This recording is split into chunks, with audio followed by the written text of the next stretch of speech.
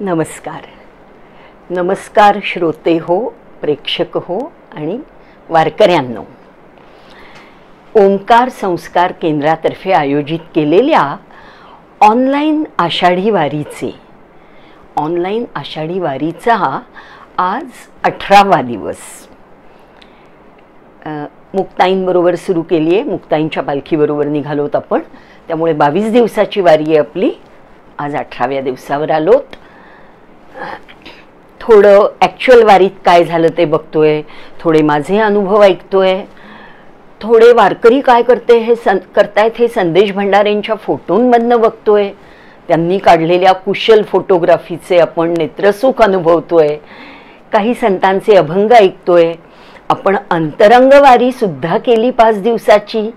की वारीमधनं काय काय हवंय आपल्याला किंवा काय मिळतंय हे बघायचा आपला प्रयत्न चालू आहे. म्हणजे असं नाही आहे की फक्त माझे अनुभव ऐकायचे. माझे अनुभव ही अत्यंत क्षुल्लक गोष्ट आहे. 1997ला मी 15-16 दिवसाची वारी आणि त्याच्या आधी कधीतरी 85-86 मध्ये 3 दिवस 1-1 दिवसाची वारी केली. तर ते वारीचे अनुभव माझे सांगून झालेत. कमी अधिक प्रमाणात ते इकडून तिकडून सारखेच आहेत. पण आपल्याला भर काय द्यायचं आहे की वारीला का जायचं, वारीतून आपल्याला काय शिकायला मिळतं. आणि शिकायला गेलोय म्हणून शिकायला मिळत नाही बरं का, आपोआप शिकायला मिळतं. आपण जसं एखाद्या लहान मुलाबद्दल बोलतो ना, की लहान मुलाला एखादी गोष्ट शिकवली तर तो शिकत नाही, बघून बघून शिकतो. शिकवल्यावरही शिकतो, पण बघून बघून जास्त शिकतो. की आपण काय करतोय हे ते मूल बघत असतं आणि ते बघण्यानी ते मूल शिकत असतं. तसं वारीमध्ये सामील झालो की आपल्याला बऱ्याच गोष्टी अनुभवानी कळायला लागतात. ते अनुभव मला तुमच्याशी शेअर करायचेत. नुसतं पायी चालत कसे गेलो, काय सुखसोयी मिळाल्या, काय त्रास झाले हे महत्त्वाचं नाही आहे. त्रास झाले ती माझी चूक आहे. माझी पूर्ण शारीरिक तयारी नव्हती, ती मानसिक तयारी नव्हती. इतर वारकऱ्यांना तोही त्रास होत नाही. मिळणाऱ्या आनंदापुढे होणारा त्रास अगदी नगण्य असतो. म्हणजे ते त्रास होत आहे हे सुद्धा म्हणत नाहीत. मी तेवढं तरी म्हटलं की मला अमुक एक त्रास झाला. तर वारीमध्ये काय काय शिकायला मिळतं हे आपण बघतोय. एक तर विषमता अजिबात नाही. आपण सगळे सारखे आहोत. वारकरी सगळे सारखे आहोत. मग ते मोकळ्या समाजातले वारकरी असोत, ते दिंडीकरी असोत, ते कोणीही असोत, जो विठ्ठलाला भेटायला पायवारीतनं निघाला तो एकासारखाच दुसरा. राजा रंक, श्रीमंत गरीब, कष्टकरी किंवा बुद्धीचं काम करणारा, बुद्धिजीवी किंवा श्रमजीवी, हे कुठलेही फरक वारकऱ्यांमध्ये नाहीत. कोणी जाणून घ्यायचा सुद्धा प्रयत्न करत नाही की तुम्ही काय करता, आम्ही काय करतो. ना कोणी बायका जाणून घ्यायचे प्रयत्न करतात, ना कोणी पुरुष जाणून घ्यायचे प्रयत्न करतात. त्यांना एकच, संत मंडळी आणि विठू माऊली. भजनं, टाळ, मृदुंग, चिपळ्या, खेळणं, नाचणं, फुगड्या घालणं, तुळशी वृंदावनं डोक्यावर घेऊन जाणं आणि पाण्याचा हंडा डोक्यावर घेऊन जाणं. तर ह्या सगळ्यामध्ये मी तुम्हाला काल एकनाथ महाराजांची ही गोष्ट सांगितली, तशी आज अजून एक गोष्ट सांगणार आहे. गोष्ट सगळ्यांना माहिती आहे, म्हणजे असं नाही की मी काहीतरी नवीन सांगणार आहे. आज मी सांगणार आहे चांगदेव महाराजांची गोष्ट.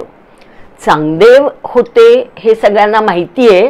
कसं माहिती असेल? चांगदेव 65 ह्या नावावरून. म्हणजे आपण जे अभंग वाचतो, संत साहित्य वाचतो, त्या संत साहित्यामध्ये चांगदेव 65 हे नाव आपण इकडून तिकडून ऐकलेलं असतं. तर आज आपण त्या चांगदेवांबद्दल बोलणार आहोत, ऐकणार आहोत. मी बोलणार आहे, तुम्ही ऐकणार आहात. आपण सगळ्यांनी पाहूया की चांगदेवांच्या आयुष्यात काय झालं. चांगदेव होते कोण? फार मोठे हठयोगी होते, साधू होते. ते संत नव्हते, ते साधू होते. साधू आणि संतांमध्ये काय फरक आहे त्याच्यावर वेळ मिळाला तर बोलूया. पण ते हठयोगी होते. म्हणजे योगशास्त्र त्यांनी असं काही शिकलेलं होतं, नुसतं शिकलेलं नव्हतं, आत्मसात केलेलं होतं, त्याचा सराव केलेला होता आणि ते योगामध्ये, योगविद्येमध्ये किंवा योगशास्त्रामध्ये पारंगत होते. आता इथे मी योगविद्या किंवा योगशास्त्र हे शब्द का बरं वापरतेय? आपण म्हणतो योगाच्या क्लासला गेले होते म्हणजे काय, हात हलवले, 4 हातपाय हलवले, कंबर हलवली, पाठ हलवली, मान हलवली, योगासनं केली. योगासनं केली म्हणजे योगाचा क्लास झाला. अगदी साफ चुकीची म्हणण्यापेक्षा अपुरी समजूते ही. योगासनं हा योगशास्त्राचा एक अष्टमांश भाग आहे. योगशास्त्र हे फार मोठं सुंदर विलक्षण शास्त्र आहे. हा भारताची ही ठेव आहे, सनातन भारताची ही ठेव आहे योगशास्त्र. म्हणजे आता हे थोडं विषयांतर होईल. मी 19-20 देशांमध्ये हिंडले, काही ना काही कारणाने हिंडले, कधी नुसती फिरायला हिंडले. आणि तिथे तुम्ही भारतातून आलात म्हटल्यानंतर तुम्हाला योगशास्त्र माहिती आहे, तुम्हाला ओंकार माहिती आहे, म्हणजे त्या लोकांचं मेन अट्रॅक्शन असतं योगशास्त्र. आपल्याला तिथला निसर्ग पाहायचा असतो, आपल्याला तिथली अवाढव्य सगळी म्हणजे कन्स्ट्रक्शन्स बघायची असतात आणि त्या लोकांना आपलं योगशास्त्र बघायचं असतं. तर योगशास्त्र यम नियमांपासून चालू होतं, त्याची 8 अंग समाधीपर्यंत, ध्यान आणि समाधी.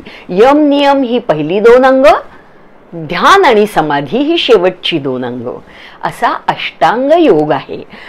तर हे चांगदेव जे होते ते हठयोगामध्ये म्हणजे साधा सुधा योग नाही, शरीराला भरपूर क्लेश देऊन, वळण देऊन, म्हणजे इतके परिश्रम करून, इतक्या निष्ठेने परिश्रम करून हे योगशास्त्राचा त्यांनी अभ्यास केलेला होता. ह्या योगशास्त्रात मिळणाऱ्या सगळ्या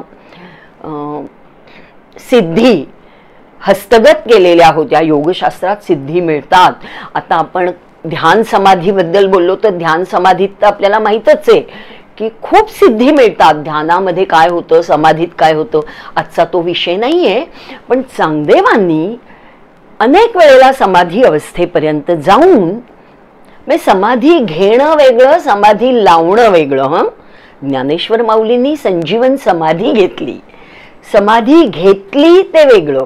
समाधी लावणं म्हणजे ध्यानाच्या पुढची अवस्था, की शरीर आहे इथे पण मन, चित्त, आत्मा कुठेतरी त्या परमात्म्याशी मिसळून, म्हणजे मला माहित नाही, मला कधी समाधी वगैरे लावता येत नाही. मी फार तर माझी पोच सरड्याची धाव कुंपणापर्यंत असते, तशी माझी धाव फार तर ध्यानापर्यंत. समाधीबद्दल मला कल्पना नाही, पण मी वाचलेलं ऐकलेलं आहे ते मी सांगते की चांगदेवांना समाधीचंही चांगलं ज्ञान होतं, चांगला सराव होता. आणि आता ह्या अनुषंगाने सांगायची दुसरी गोष्ट अशी की परमेश्वर आपल्याला जेव्हा आयुष्य देतो, परमेश्वरांनी 2 गोष्टी स्वतःकडेच ठेवलेल्या आहेत, त्या माणसाच्या हातात दिलेल्या नाहीयेत. आपला जन्म आणि आपला मृत्यू, या 2 गोष्टी त्यांनी ठरवलेल्या आहेत. पण एक माहिती आहे, तुम्हाला माहीत असेल हो, म्हणजे मी ज्यांना माहीत नाही त्यांच्यासाठी नव्याने सांगते, माहिती आहे त्यांची उजळणी होईल, की परमेश्वर जेव्हा आपल्या वाट्याला आयुष्य देतो ना, तर ते अमुक वर्ष, अमुक महिने, अमुक दिवस असं नसतं. वर्षांमध्ये मोजून आयुष्य कधी देव देत नाही आपल्याला. देव काय करतो की तुला मी इतके श्वास दिलेत, जन्माला घालतानाच त्या जीवाला किती श्वास दिलेत, इतके करोड, इतके अमके, जे काय, आय एम सॉरी, जे काय असतील ते इतके श्वास तुला मी दिलेले आहेत असं त्या जीवाला तो सांगतो. आणि तो जीव तेवढेच श्वास पृथ्वी तलावर घेणार असतो, ते त्याचं आयुष्य. पण योगशास्त्र काय शिकवतं आपल्याला की श्वास लांबवून, म्हणजे एक श्वास जर इतक्या सेकंदात होत असेल तर तो तितक्या मिनिटात कसा वाढवायचा, म्हणजे श्वास दीर्घ कसा करायचा. प्राणायाम, प्राणायाम हे अत्यंत महत्त्वाचं अंग आहे योगशास्त्रातलं. तर त्यांनी काय होतं, श्वास दीर्घ होतो. म्हणजे मला समजा 2 करोड श्वास दिलेत, समजा, मला माहित नाही ते कधी होतील, काय होतात, अंदाज एक, तर तेच 2 करोड श्वास मी 70 वर्ष घेण्यापेक्षा मी 80 वर्ष पण घेऊ शकते. म्हणजे काय, मी लांबवू शकते प्राणायाम करून, ओंकार जप करून, किंवा ध्यान समाधी काही साधना करून. योगशास्त्रानी, योगविद्येनी मी काय करू शकते, तर हे श्वास लांबवून मुदत वाढवू शकते माझ्या आयुष्याची. म्हणजे मी साधारणपणे 2 करोड श्वास जर माझे 70 वर्षात चुकत असेल हे गणित, पण मी उदाहरण देतेय फक्त, होत असतील तर मी ते 80 वर्षापर्यंत खेचू शकते. किंवा मी उलट पण करू शकते, मी ते 55 वर्षातही संपवून टाकू शकते. कसे, नको तेव्हा अचावचा खाणं. आता मी बाई आहे ते सोडा, पण मी दारू पिणं, सिगरेट ओढणं, किंवा वाईट कृत्य करणं, लोकांची तळतळ घेणं, किंवा अशी दुष्कर्म करणं की त्याला प्रायश्चित्त नाही, आणि काही वेळेला त्यामुळे निर्माण होणाऱ्या अतिशय असंतुलित जीवन, म्हणजे कधीही झोपायचं, कधीही उठायचं, काहीही करायचं, शिस्त नाही, बेशिस्त जीवन. त्यांनी काय होऊ शकतं की मला हार्ट प्रॉब्लेम होऊ शकतो, मला लंग्स प्रॉब्लेम होऊ शकतो. आता हा कोरोना आलाय त्याच्यामुळे बऱ्याच गोष्टी होऊ शकतात, मला झालेल्या पण आहेत, तुम्हाला माहिती आहे. तर त्यांनी आयुष्य कमी होऊ शकतो. मी श्वास मोजूनच दिलेत, पण ते श्वास लवकर संपवायचे का उशिरा संपवायचे हे आपल्या हातात असतं. आणि हे चांगदेवांचं काय झालं होतं, चांगदेव योगशास्त्रामध्ये आणि पर्टिक्युलरली हठयोगामध्ये एवढे निष्णात होते की त्यांनी त्यांचं आयुष्य अफाट वाढवलेलं होतं, संपतच नव्हतं आयुष्यमय. त्यांनी काही घराण्यांच्या 3-3, 4-4 पिढ्या पाहिल्या आहेत, एवढं आयुष्य. तर ते चांगदेव एका ठिकाणी समाधी लावून बसलेले असतात.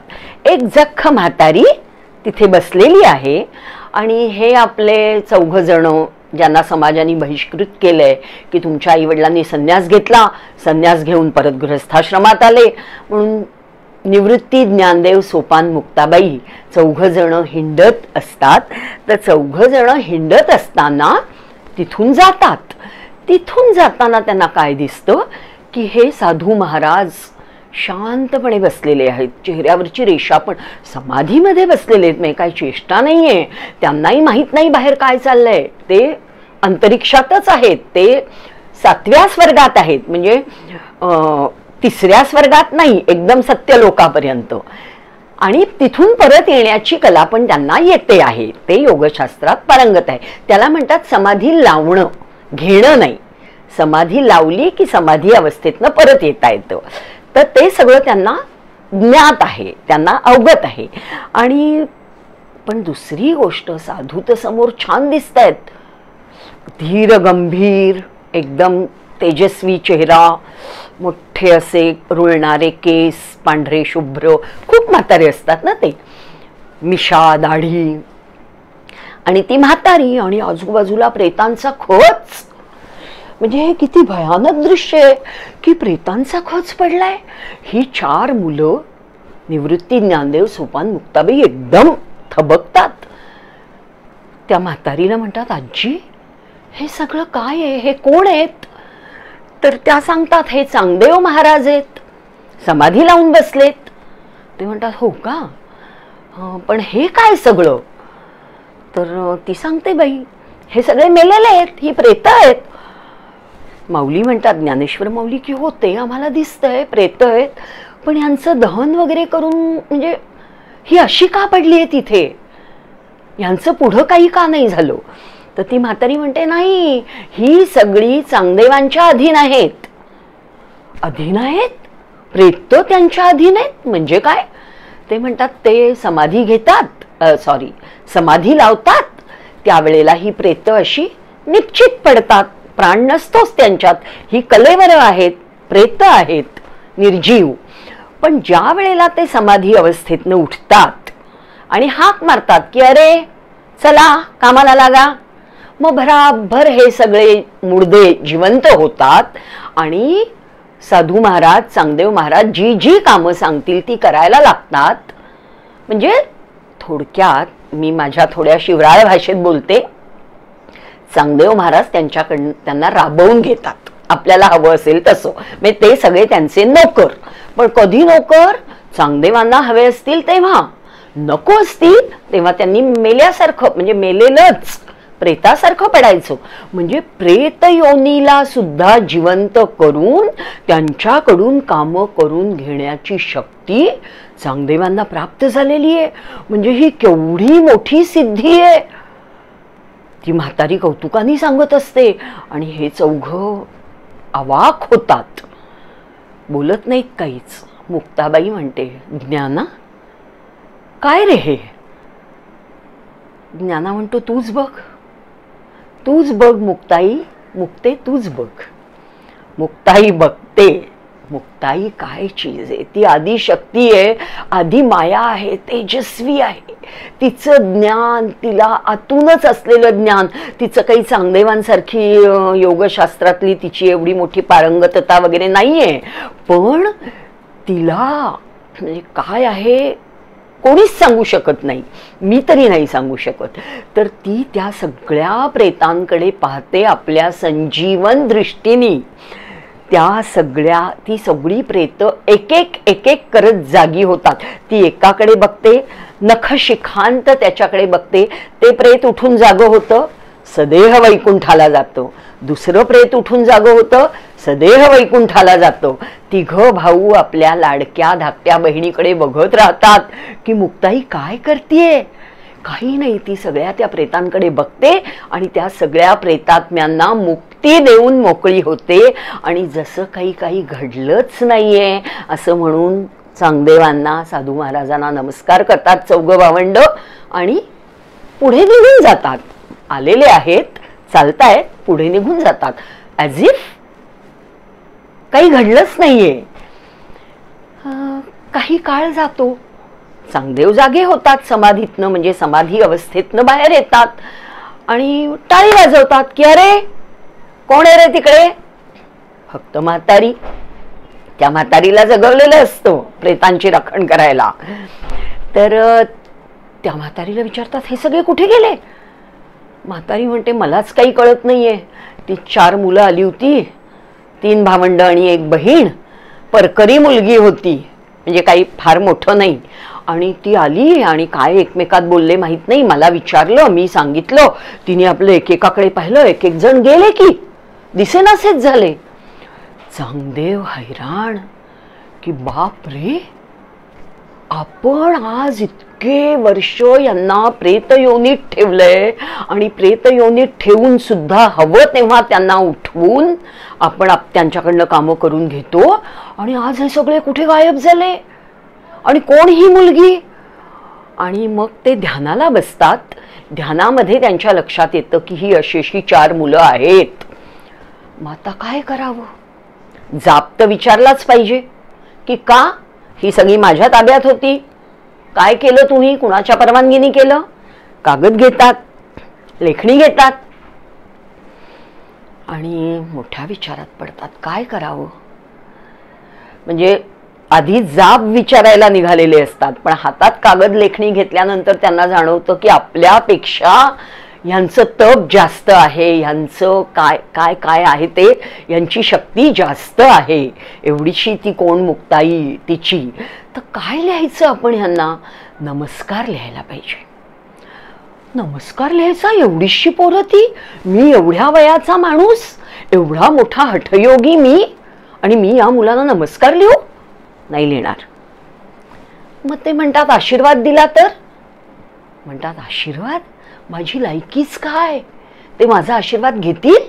त्यांना प्रथम सेल्फ रिअलायझेशन होतं की मी ज्यांना प्रेतयोनीत डांबून ठेवलेलं आहे, क्षणार्धात जिनी त्या सगळ्यांना मुक्ती दिली, त्यांना मुक्ती दिली, त्यांचं ज्ञान, त्यांचं तेज, त्यांच्या सिद्धी माझ्यापेक्षा जास्त आहेत.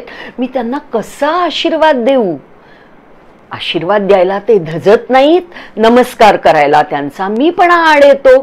काहीच लिहित नाहीत, ते कोरा कागद पाठवून देतात त्या 4 भावंडांना.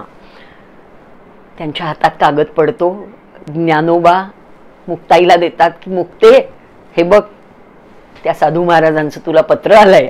चौघं हसतात. मुक्ताई बघते पत्र, कोरा कागद. तिच्या लक्षात येतं की ह्यांना सुरुवातच करता येत नाहीये, ह्यांना ना आशीर्वाद देता येतोय. आशीर्वाद दिला असता तरी आम्ही आनंदाने घेतला असता, का देत नाहीयेत आशीर्वाद.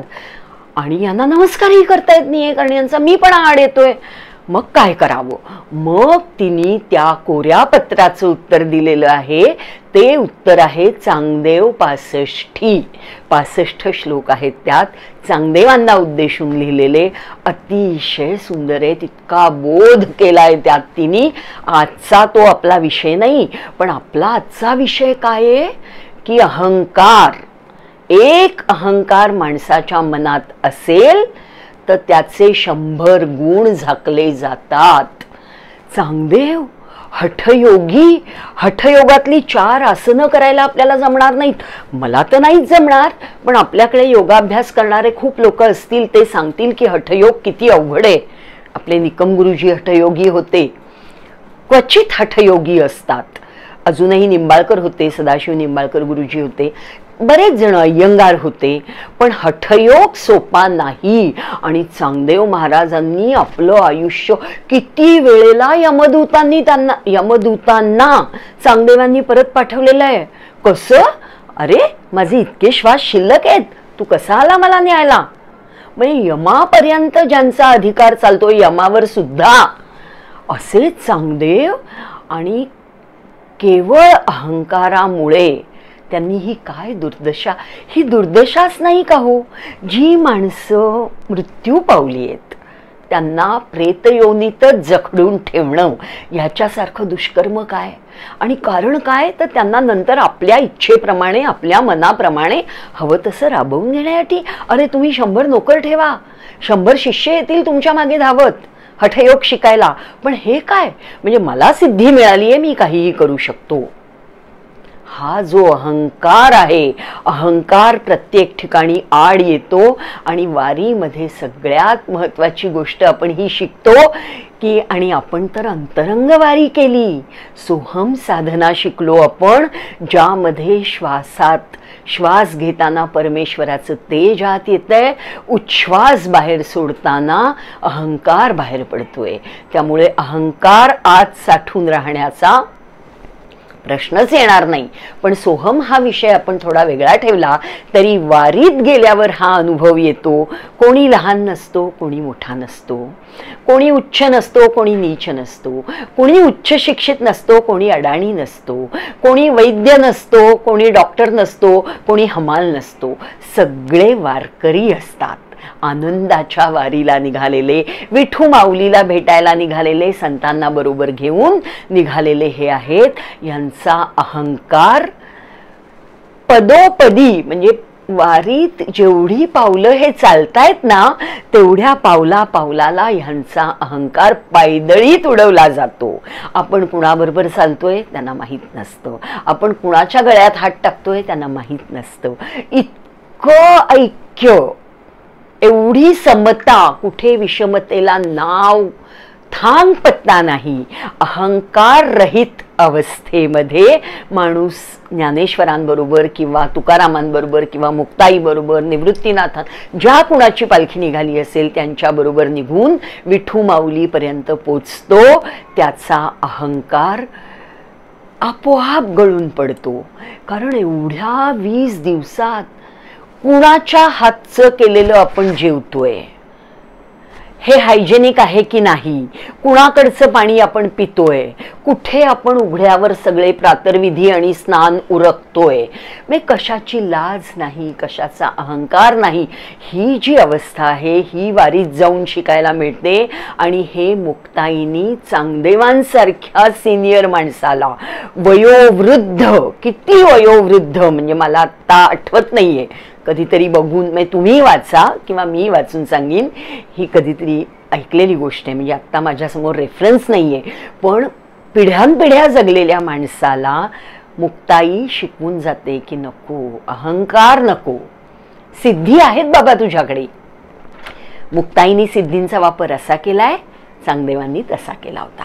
लक्षात घ्या, अहंकार विसर्जित करायचा आहे, नाहीसा करायचा आहे. हे ह्या वारीत आपल्याला शिकायचं आहे. बोला पुंडली कवरदे हरी विठ्ठल, श्री ज्ञानदेव तुकाराम, पंढरीनाथ महाराज की जय.